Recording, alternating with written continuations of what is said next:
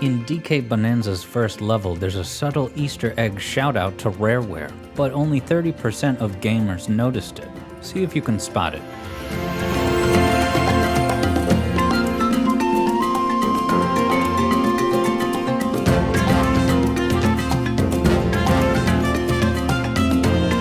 If you didn't spot it, well, let's trace it back to the source, level 1-1 of Donkey Kong Country, with the song DK Island Swing. This melody moves up a minor keyed triad as skip, step, step, with this note here made into a chromatic tritone.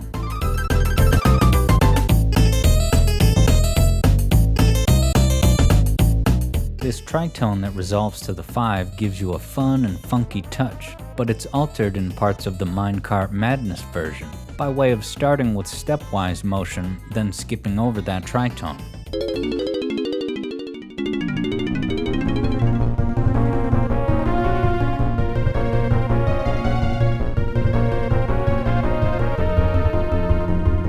There's so many touch points for consumers to engage with Nintendo's intellectual property because they're not just a video game company anymore. Here's the Minecart Madness ride in Florida, included in your $139 ticket. If you want to hit question blocks and track your scores, that'll be another 40 bones. But when the park excursion is done, continue the fun on Switch 2 systems in the Donkey Kong Bananza game, where the DK Island Swing melody shows up in the first level, but this time it conforms to a major key instead, and now it's the melodic response rather than the setup.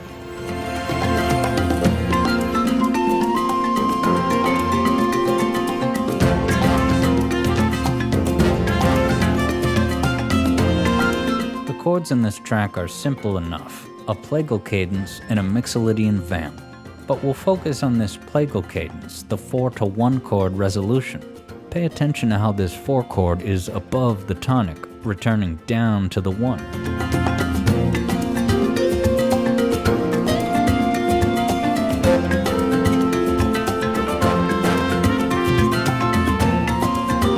But not all chords are created equal. What if we instead go an octave lower, to the 4 down there? That's another location that will serve the same harmonic role, even though the number of semitones to get there is different. As long as it all adds up to 12, let's do it.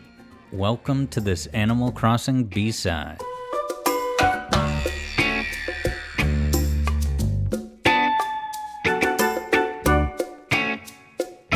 That 1 chord is in fact a D major 7th chord, so it's got a major triad with a major 7th stacked on top.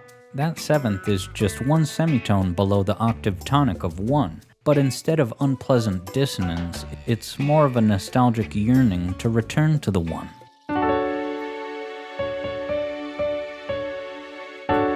With enough practice and experience, anyone can spot these 7th and even 9th chords, especially on the tonic chord when the bass note presents itself clearly.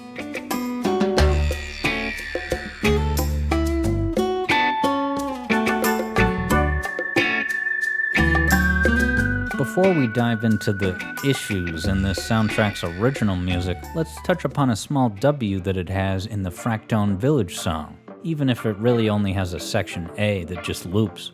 It doesn't even really change chords, it's just chilling on the minor 1 chord. The pentatonic melody gets in all 5 constituent parts of the scale, and pay attention to how it keeps arriving at the 3 specifically.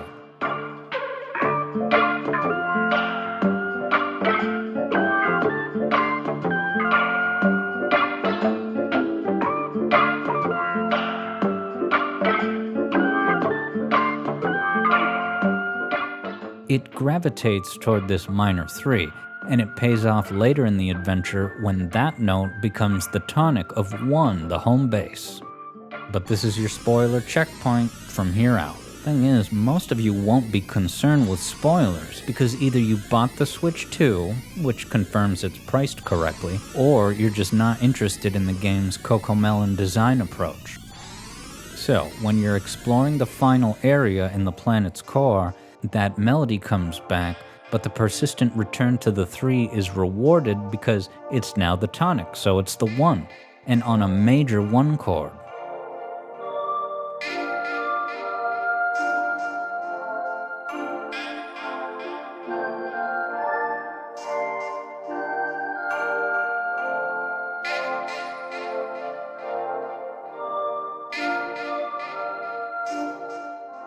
How do we know that it's the new tonic? Well, it's all in the chords. This 2-to-1 chord vamp keeps bringing us back to the major chord on F, which is the relative major key of the hilltop layer.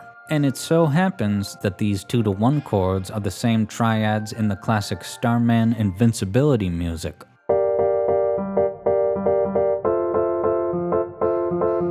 Just listen.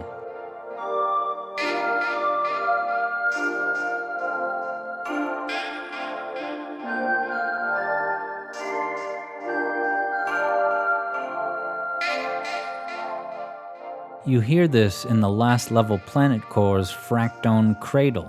Huh? Last level Cradle? Rareware lives, people. But Rareware can't carry the whole show on their backs. The game has so many great Rareware tunes. DK Island Swing, Minecart Madness, Sticker Brush, Sticker Bush. So how is Nintendo EPD8 then going to write these new original tracks that are elementary school warm-ups by comparison? You can skip this video chapter to jump right to more Rareware Gold, but meantime, how long can you last through this critique of the game's new composition offerings? Cause here in 2025, the Odyssey team can do better than just a minor keyed walkdown. 1, 7, Dorian 6, 5. And putting a setup note before each doesn't really hide the boring stepwise descent.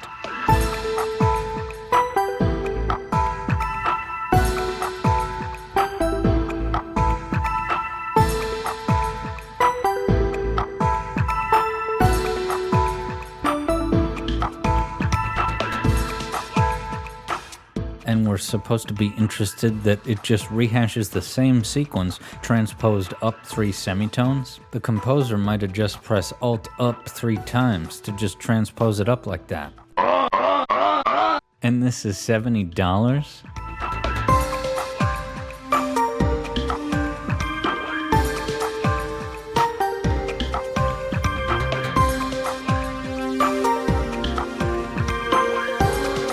Nintendo EPD8 is stationed in Tokyo, unlike all the other EPDs in Kyoto. And even with an internet connection, EPD8 has its own on-site musicians. One tenured composer thought we'd be further interested in hearing this walk down in Aeolian on G.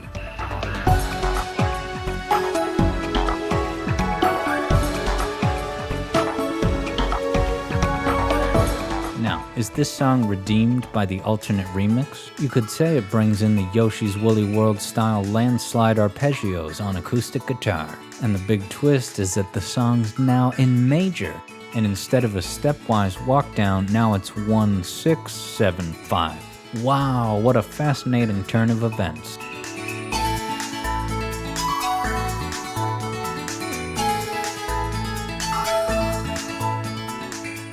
With that, we have now completed the critique seminar portion of today's video, so we can now begin with the notable Rareware music that returned in Bananza, which will be less about a theory deep dive and more of a cultural document of the England tunes reborn in Bananza, featuring the creative works of not 2 but 3 different Rareware composer titans, the unsung powerhouse of the bunch being Eveline Fisher, who composed many of the iconic tracks in the first Donkey Kong Country, which you might not have known. Her compositions include Treetop Rock, Millstone Mayhem, my personal favorite of the game, Forest Frenzy, and even Northern Hemispheres too. But above all, Simian Segway, the iconic overworld map theme. This comes back in Bananza for the DK Artist's 3D sculpting minigame, the successor to the face molding minigame in Mario 64.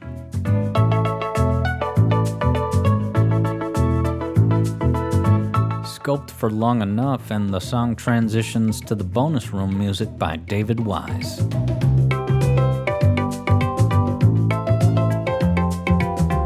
The sleeping minigame is where you can hear the DK rap on the courtesy radio bedside. The 2020s have been good to the DK rap, finally. Between the Mario movie, the Bananza Direct, and now the in-game sleeping minigame proper. These days, it is totally safe to declare your appreciation for this rap. Unfortunately, each of these rap appearances don't identify the song's creators. The game credits only have team members that did new compensated work for the current project, not the legacy in-house library. Nintendo owns a 100% share of this song, but they don't own the composers' names, so we can all do our part to raise awareness about who created these timeless classics. Like the DK rap, which was inspired by the Run DMC song, It's Like That. It's a sound-alike of that song's main hook. But it's like that, and that's the way it is.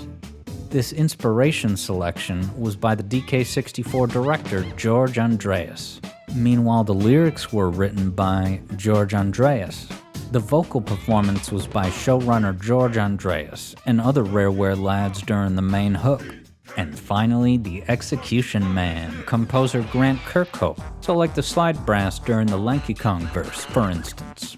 Grant's 64-bit composition work shows up more than twice in Bananza, including the final boss. But in the meantime, we could talk about each of the Throwback Thursday compositions by David Wise, used in the standalone 2D platforming levels, which are basically Donkey Kong Generations.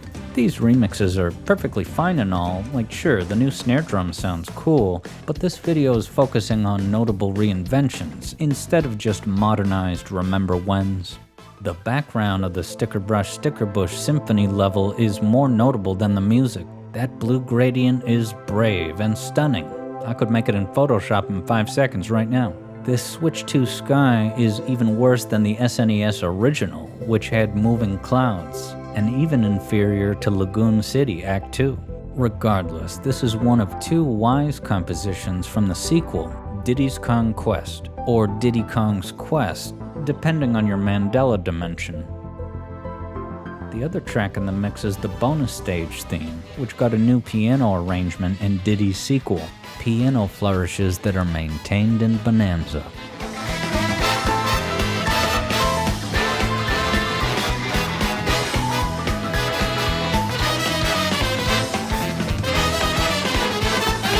As awesome as this gameplay is, are you ready for some impactful throwbacks? Welcome to the new Donk City final boss against King K. Rool. I bet you this is the last place you'd expect this here arpeggio.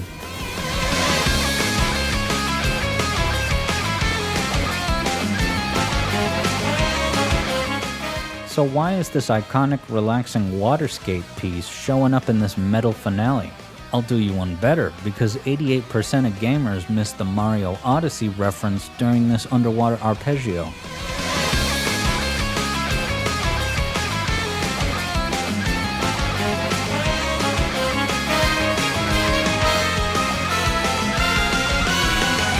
So what's the meaning of all this? Well, Ninjeds had this great thought. I like to imagine aquatic ambience and jump-up superstar motifs are DK and Pauline trying to think of mellow and calming thoughts as they navigate this hellscape. Touché, Ninjeds and Nintendo EPD8. If you thought the Gangplank Galleon revival was cool, the aquatic ambience arpeggio culminates in an even deeper cut. Kirkhope's King K. Rool melody from DK64. And people thought Nintendo didn't like that game.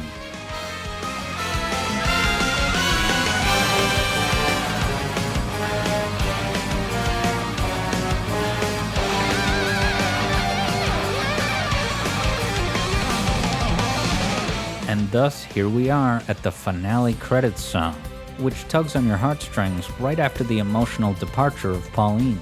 This composition is touching in some ways, but it is very safe and plain. Most of the chords include the note of 1, so there's not as much traveling energy, and the vocals keep landing on the 1 in the meantime for emphasis.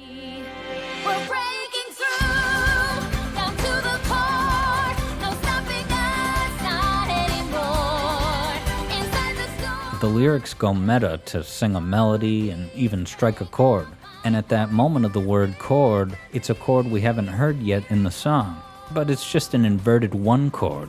That's it. This melody in harmony will strike a chord that's gonna break us free. But if you manage to stay awake through this energy of a corporate presentation, you are rewarded with perhaps the best emotional surprise of the whole game.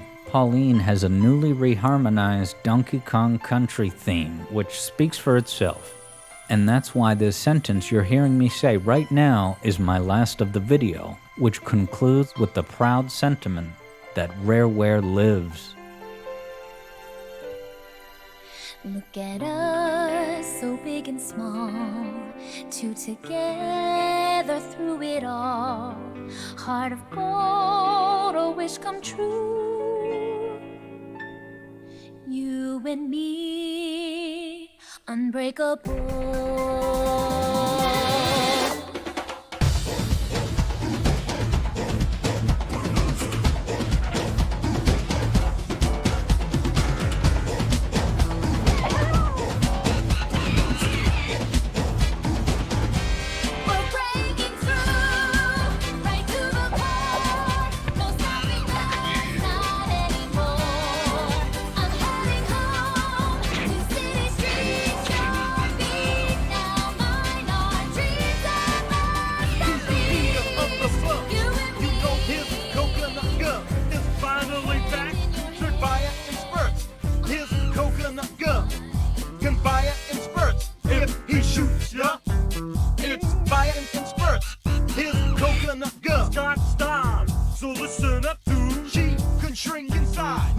Coconut gum. She's quick and nimble and quick and nimble and quick and nimble and quick and nimble. He has no style. He stretches his arms out to bite his coconut gum. Inflate his balloon just like a balloon. With this crazy gum as a inflate a coconut gum. CG coconut gum. CG coconut gum. You know, sometimes when I'm out here poolside on my yacht, I wonder to myself, was hip-hop really ever even alive? Because if it was, I think it was just retroactively murdered.